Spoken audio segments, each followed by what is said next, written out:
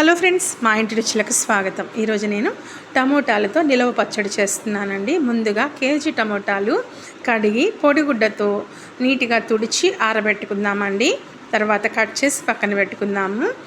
ఈ పచ్చడిలోకి చింతపండు 100 గ్రాములు, కారం 100 గ్రాములు, తగినంత సాల్టు, మనము మెంతిపిండి, ఆవపిండి కూడా రెడీ చేసి పక్కన పెట్టుకుందాము. ముందుగా మనం పెనం పెట్టుకొని కట్ చేసి పెట్టుకున్న ఈ టమోటాలు నూనె వేయకుండా మనము ఇలాగా మగ్గించుకుందామండి. అలాగే పీచు పిక్కలు లేకుండా మనం చింతపండుని బాగా నీట్గా తీసి ఇలాగా టమోటాల్లో వేసేసుకుందామండి. ఇది బాగా మగ్గిపోవాలి. ఆయిల్ అస్సలు వేయకూడదండి.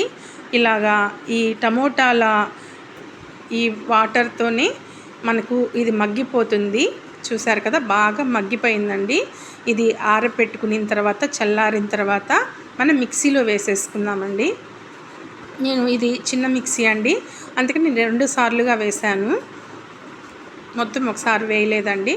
అందుకని నేను కారం కూడా 2 సార్లుగా వేశాను. 100 గ్రాముల కారం అండి, మొత్తం వేసేస్తాను కానీ కొంచెం కొంచెం వేస్తున్నానండి. సాల్ట్ కూడా తగినంత వేస్తున్నాను.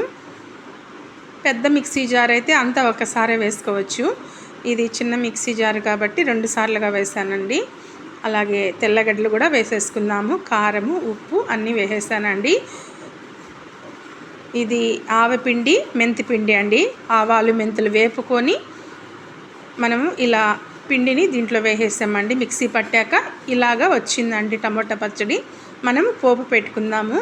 తగినంత నూనె వేసుకొని కొంచెం జీలకర్ర, మినప్పప్పు, ఆవాలు, ఎండుమిర్చి మనం ఆయిల్లో వేసుకొని తెల్లవాయిలండి, మిగతావి ఇందులో వేసేసానండి. ఇంగువ కూడా మనకు ఈ టమోటా పచ్చళ్ళలో చాలా బాగుంటుంది. తగినంత ఇంగువ కూడా పొడి వేసేసానండి. కొంచెం కరివేపాకు కూడా వేసాను. తర్వాత ఈ పచ్చడి ఇందులో వేసేసుకుందాం. మామూలుగా అయితే మనము ఈ పచ్చడిని నూనె ఆరిపోయాక చల్లారాక ఈ టమాటా పచ్చడిలో వేస్తారు, కానీ ఇలా కూడా ట్రై చేయండి, ఇంకా ఎక్కువ రోజులు నిలవ ఉంటుందండి. నేను ఇలాగ ఆయిల్లో వేసి ఆ నూనె అంతా బాగా పైకి వచ్చే వరకు చూస్తున్నారు కదా, పచ్చడి అంతా ఇంకిపోయి నూనె పైకి వస్తుందండి.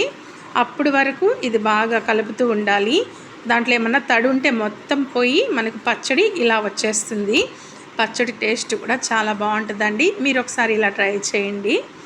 నేను పచ్చడి అయితే వేడివేడి అన్నంలో ఈ పచ్చడి వేసి కలుపుకొని తినేస్తున్నానండి. పచ్చడి అయితే సూపర్గా వచ్చింది, చాలా బాగుంది.